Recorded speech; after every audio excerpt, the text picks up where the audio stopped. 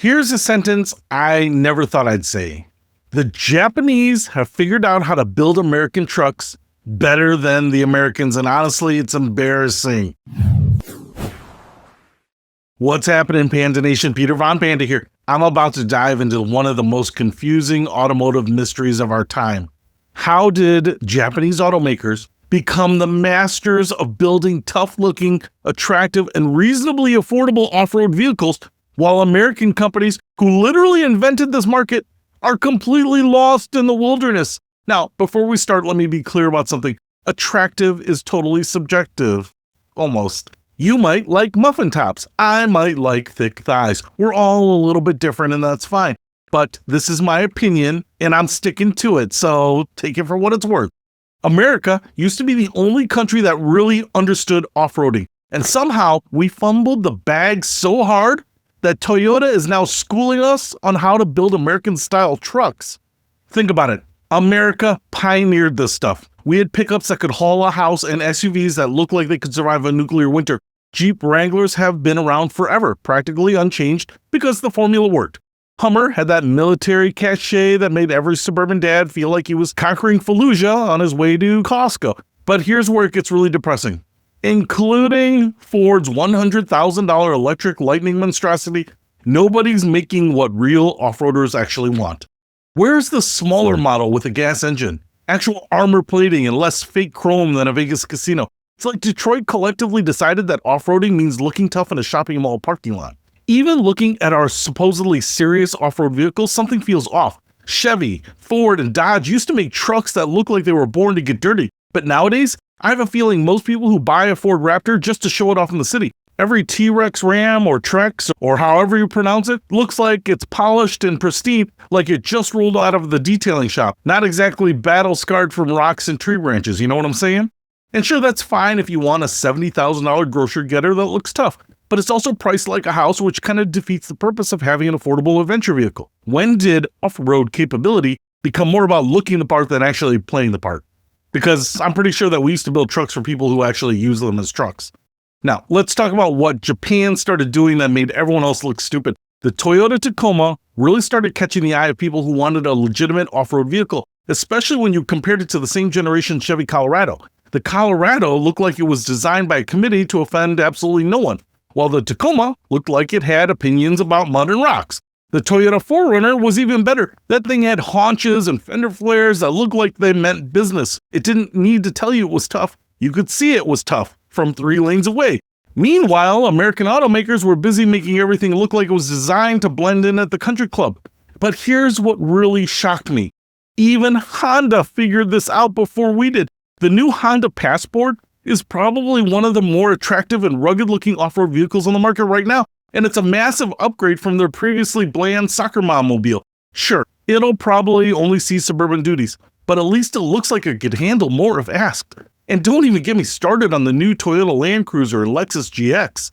These things are absolutely killing it. They look tough, they are tough, and while they're expensive, they're still cheaper than a lot of full-sized American SUVs that look more like airport ride-sharing cars than something you'd actually want to be seen in. Meanwhile, what's Ford giving us? The Bronco Sport. Even with the Sasquatch package, yes, that's the real name they went with, it looks more like a slightly angry minivan than a truck. It's trying so hard to be family-friendly that I forgot to be intimidating. How did we go from building vehicles that look like they could conquer continents to building things that look like they're designed to safely transport soccer teams? Listen, when I look at what American companies think are competitors in the space, it gets even more depressing. The Chevy Blazer? Please, that thing looks like it was designed for people who think roughing it means staying at a Hampton Inn instead of a Marriott. The GM Acadia? I've seen more aggressive-looking Honda Odysseys. And the Ford Explorer?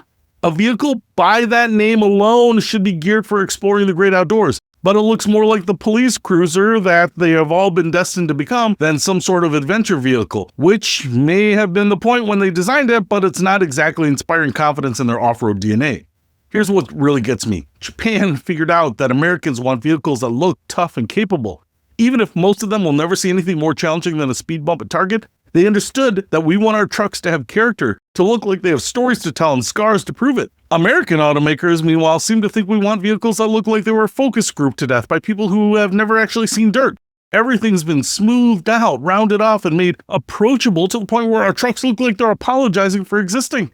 The Japanese figured out something truly American, while American companies completely lost the plot. They realized that off-road vehicles should look like they belong off-road, not like they belong in corporate parking lots. They understood that tough doesn't have to mean ugly, and capable doesn't have to mean boring.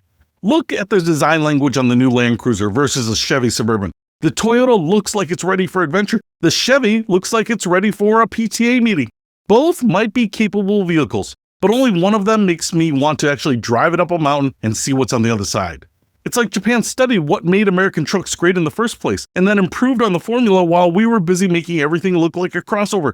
They kept the rugged aesthetics, the functional design, and the go-anywhere attitude that used to define American off-road vehicles. Meanwhile, American automakers apparently got obsessed with aerodynamics and fuel economy and making sure everything looked contemporary, which is code for boring and inoffensive. We traded character for efficiency and ended up with vehicles that are technically better, but emotionally bankrupt. The worst part, this didn't happen overnight. Japanese automakers spent decades slowly improving their off-road game, while American companies rested on their laurels, assuming nobody could challenge them in their own backyard. It's like watching someone else perfect your grandmother's recipe while you're busy trying to make it healthier or more appealing to modern tastes. Oh, instead of sugar, I used applesauce. Oh, disgusting. The result is that Toyota now makes more American-looking trucks than Ford. Honda builds more adventure-ready SUVs than Chevy. And I'm sitting here wondering how we let this happen. It's not just embarrassing, it's a masterclass in how to lose your identity while chasing market trends. Japan didn't just figure out how to build tough-looking off-road vehicles.